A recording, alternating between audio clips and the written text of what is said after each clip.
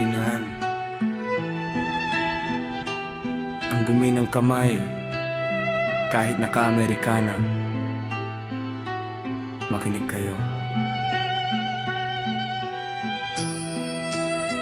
Nakatira sa toring ginto, sa hirap ay manhid.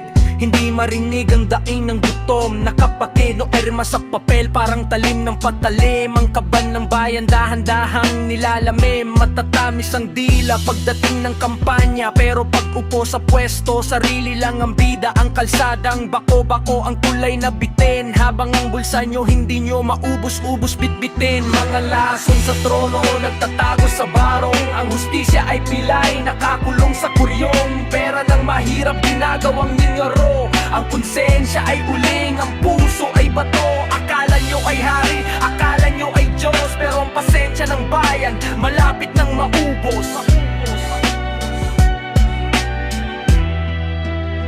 Bawat patak ng pawis ng manggagawang pagod, ibinubulsa nyo lang para kayo ay malunod. Sa luho at alak, sa lupang hindi inyo ninanakaw ang pangarap ng bawat Pilipino. Ang katotohanan ay pilit nyong binabaluktot. Sa likod ng bawang ngiti may balak na kurakot. Tandaan nyo ito, ang ginto ay natutunaw. Walang sikretong hindi lalabas sa ilalim ng aral. Lason sa trono, nagtatago sa barong. Ang hustisya ay pilay, nakakulong sa kuryong. Pera ng mahirap, ginagawang nyong laro. Ang konsensya ay uling, ang puso ay bato. Akala nyo ay hari, akala nyo ay Diyos, pero ang pasensya ng bayan malapit nang maubos.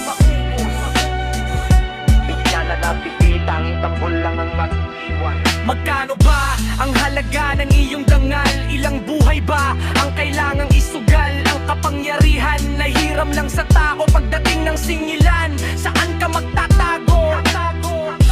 Hindi natutulog ang langit, ang kasakiman ay may hangganan. Bukas, kami naman ang titindig. Gusto mo bang dagdagan natin ito ng bahagi tungkol sa pag-asa? O mas gusto mong manatiling ganito kabigat ang mensahe?